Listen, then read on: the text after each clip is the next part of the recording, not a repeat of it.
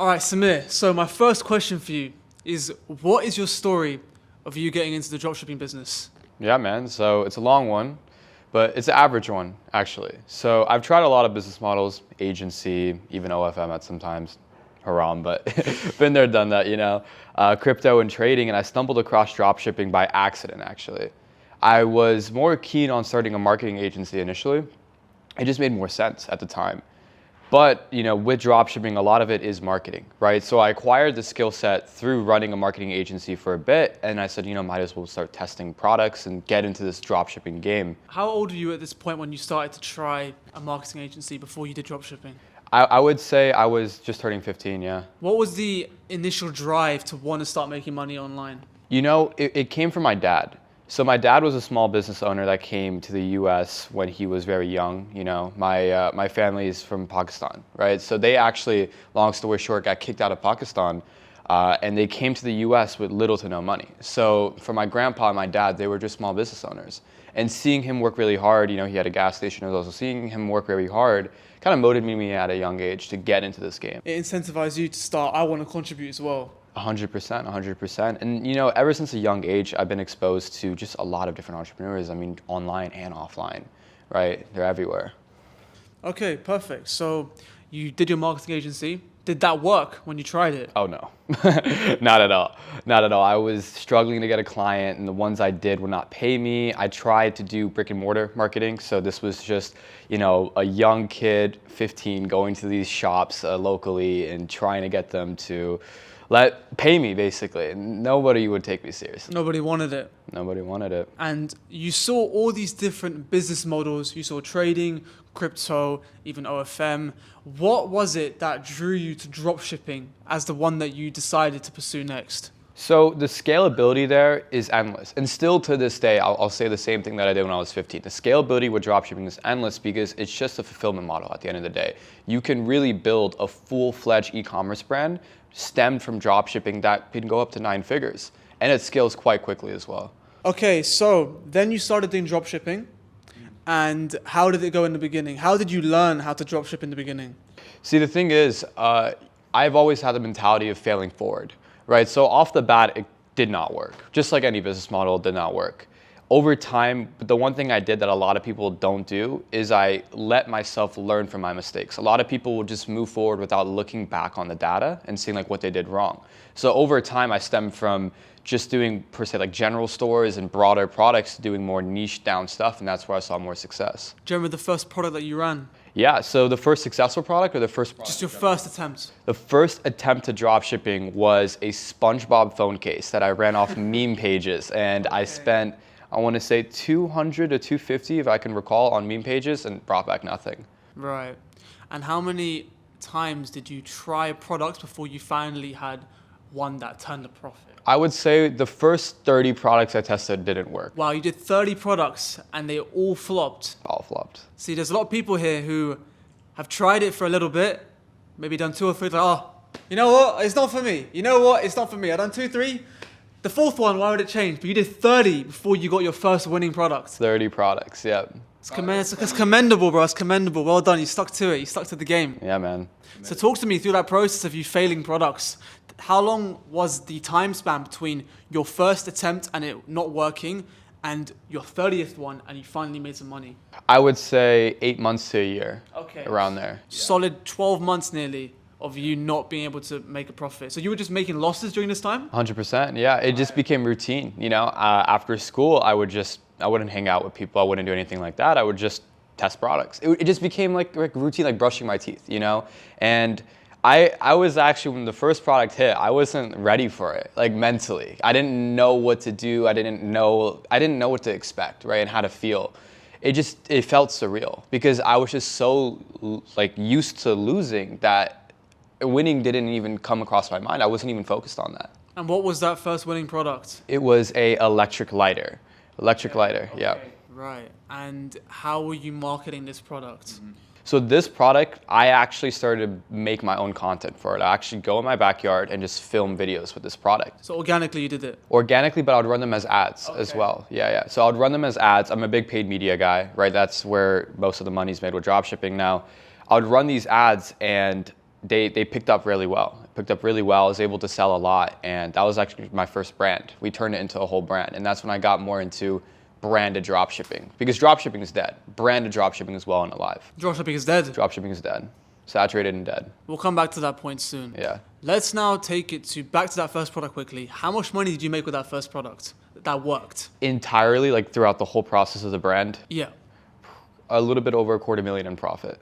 From the electric lighter? Yes. Oh, wow. So you took that far. Yeah. So you didn't just run the product. You ended up scaling the whole thing, and then you sold it off as a separate entity. 100%. Is that kind of like what you do? Is that part of your strategy? The brand is called AvantLights.com, so you guys can look it up. It's still active. Advancedlight.com. Avant. I'll send it to you after you can plug it in. I'll put it right there. Okay. So from what I understand in dropshipping, a lot of people will, find a product, make a little website, put it up there, sell it, and then once it dies, go on to the next. Is that what you do, or is that not quite what you do? Very different. It's very different. So for those 8 months that I was trying dropshipping, it didn't work. It wasn't until I went with a more branded approach that I started to see success, right? So the issue with dropshipping is it logically doesn't make sense. Why would someone buy it from your shitty general store? Why would someone buy a shitty product from your website?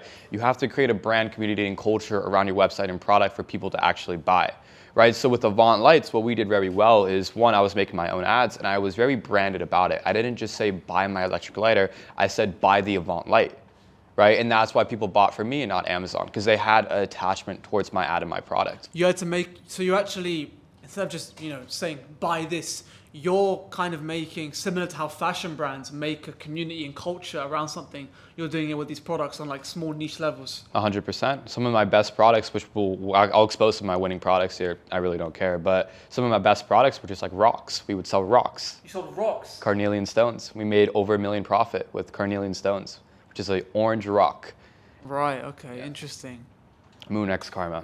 Right, let's take it now to, you had your first winning product. In the first, let's say, month, what was your first week, for example, of that product running? How much did you make roughly? It's hard to tell in weeks because I look at it more in terms of months. Do you remember your first month, yeah? So first month with Avant Lights, I would say we did 25K profit. So you went from making nothing to 25K profit? And that's why I love dropshipping. You can go from 0 to 100 very quickly. So there was no this is my first $100, this is my first 1,000. It was just 0 to 25K just like that. And that's why I said I wasn't ready for it. Right, okay, that makes sense, that makes sense. A lot of stuff came afterwards, like the customer emails. I didn't know how to handle it. You fail forward, right? Okay. But yeah, 25K. Okay, talk to me how then next you started to scale further. What were the next steps now? Because if you don't mind saying, how much are you making on a monthly basis right now, roughly? What we do with our e-commerce portfolio, we do around, I want to say 1.2 to 1.6 million a month right now. Is that rev or profit? That's rev. So profit will be anywhere between close to 300K, around 300K. Okay, 300K profit a month. And in this first month, you did 25K with this first product that won. Mm-hmm. Tell me the story about going from 25K to 300K. What were the next steps? Yeah, so the thing about e-commerce is it doesn't scale like that, right? So a lot of the times the curve is very strong with e-com to where you will get some of your best months off the bat and then it'll kind of just go like that, right? Okay. So with Avant Lights, 25K was a high month off the bat. And after that, the ads started to fatigue, and the process, you just get into the game of finding new winning creatives. Because I've said this before too, you don't have winning products, you have winning creatives, right? So when your initial creatives die out, it's your job as a founder to now go and get new creatives. So the whole game is okay, now for Avant Lights was recording more videos, getting creators to make videos. There's a whole process of just getting more videos. What were you thinking during this time? Because you went from 0 to 25K, you were unprepared, but how did you process it? How did the people around you process it? Because that's a radical shift. You've gone from making nothing to like a high doctor's earnings just like that. Yeah, man, that's actually a really good question. So I didn't tell anybody. Only person I told was my mom and dad and my sister, close family. And at first they didn't believe it, but my dad believed it. My dad was like, yeah, it's about time you stepped up. You know how brown parents are, man.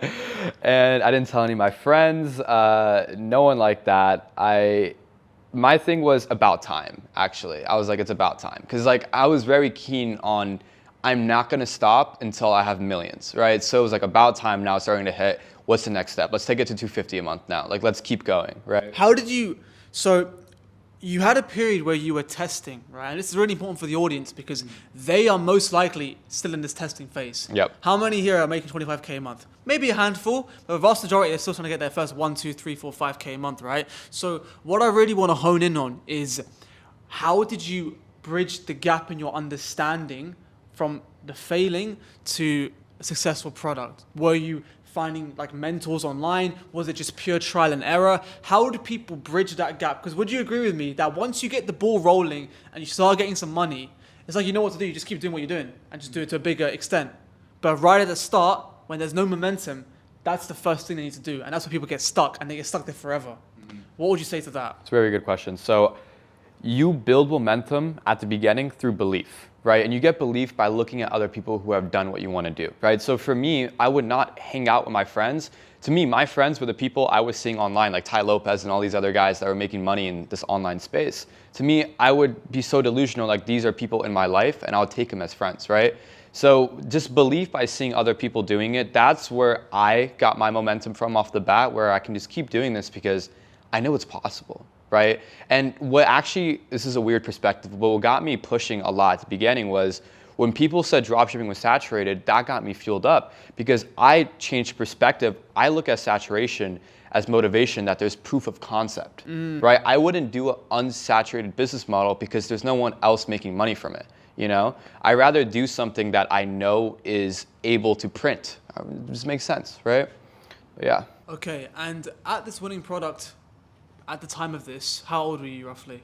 My first winning product I hit when I was, I want to say around 16. Yeah. 16 years old. And did you continue to go to school and then eventually? Oh no, I dropped out of high school. You dropped out? Got straight out of high school. And this was at 16? Yep. Right. And then education from there was just... I'm the most uneducated person in the room probably. Fair enough. My next question for you then is, okay, let's go back to when you were scaling. So, you hit that first 25K month. It went down a little bit for a while. When was the first 100K month? In terms of my age or like time frame? When you hit 100K. So when was that? That was... And what product was it, etc.? So after my 25K a month, I never hit 100K a month with that product. It took me, I want to say close to a year until I got to then 100K a month. Because after 100K a month, the snowball is very fast, right? So 100K a month to 300K a month is a very fast snowball.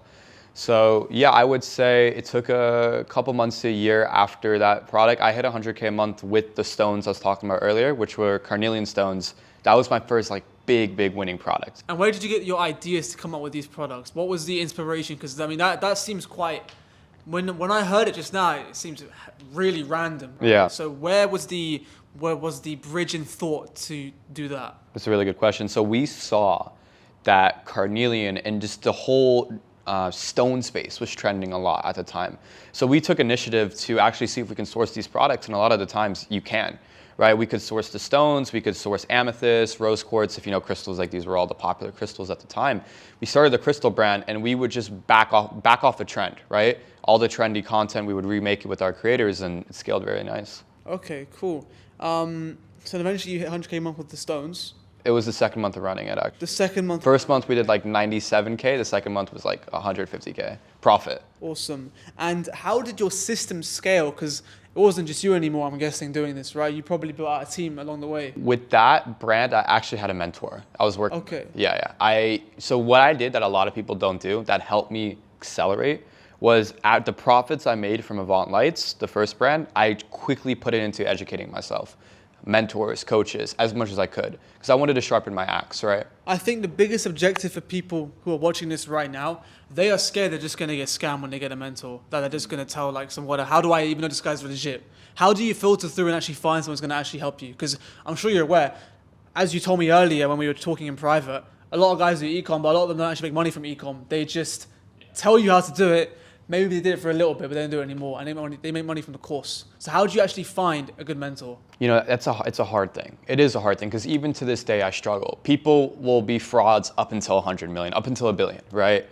So for me, it was more of like a spray and pray. You know, if I get 5 mentors and just one of them is good, to me, that's enough to propel, right? Oh, so you try multiple mentors? Oh yeah, I've had so many mentors and coaches and courses that just were dog shit. Absolutely horrible. How many out of the ones you've tried, if you give like a rough percentage, actually worked? I would say 30% of my self-education or like education like that has been good. 70% is bullshit. Damn, that's a lot. So that's a lot of money you were prepared to burn. Oh yeah.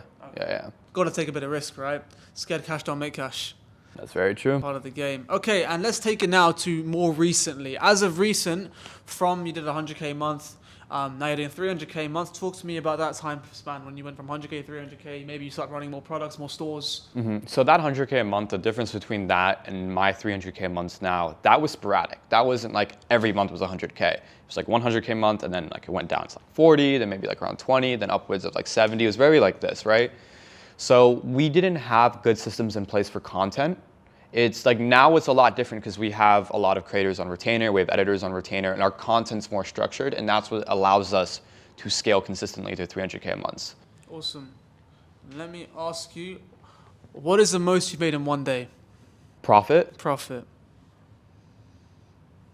40K profit. 40K in one day? Yeah, 40K. And that was off multiple products or one product? That was multiple, yeah. Okay. Yeah. When was this roughly? This was actually recently. This was like early December last year. So like December 2nd or 3rd, yeah. Right, okay, just before the Christmas season, everyone's starting to buy stuff. We're just scaling. Right, awesome. Do you get like a bigger upturn towards the end of the year, towards the holidays? Yeah, Q4 is definitely way more prominent. Like, you know, it's very easy to make money during Q4. I would say Q1, I mean, it's still good. You just have to know like how to use like Valentine's Day and these different days to propel your sales. I see, perfect. And let's go into, all right. What do you think has differentiated yourself in the dropshipping space compared to your competitors who are trying to run stores and run products? Very good question. And this is actually a lot of sauce here for people who are trying to make money with dropshipping. Content. We live in a content economy. I made a switch mentally a while ago to where I didn't focus on my media buying strategy. I didn't focus on my store.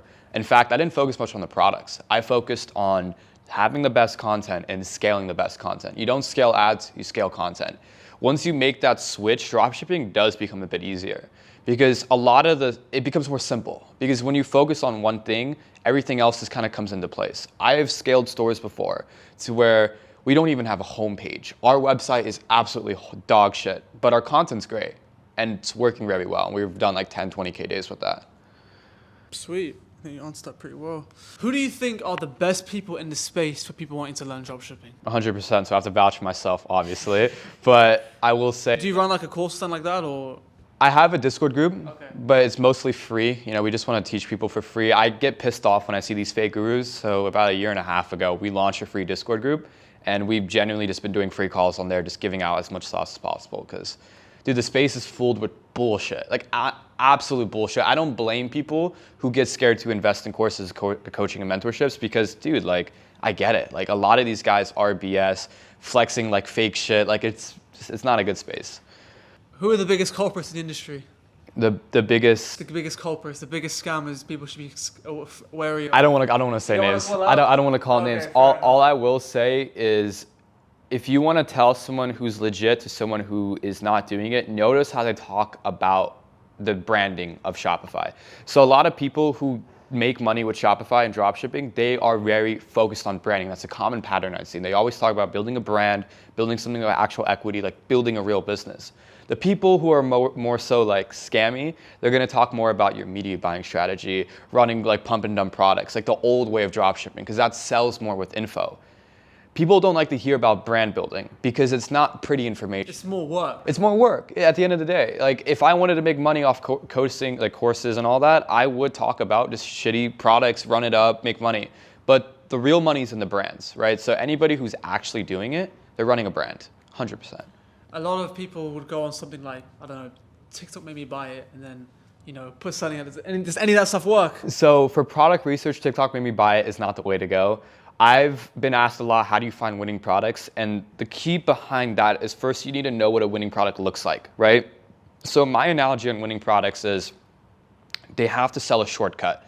So you've heard this before, like you want a problem-solving product, you want a wow factor product, you want a product that has a shortcut. For example, weight loss, skincare, hair care. These products sell really well because not only are you giving someone a problem-solving product, but there's a wow factor behind it. If you can tell someone, hey, don't go to the gym, just use this instead, you get to A to Z quicker. They not only have that problem-solving product, but they also have that wow factor. Like, shit, like I don't need to go to the gym anymore. Shortcut and a wow factor. That's what you're looking for. So if a product solves a problem and has a wow factor, it naturally is a shortcut. Okay, right. It's inherently going to be a shortcut. 100%. Okay, perfect.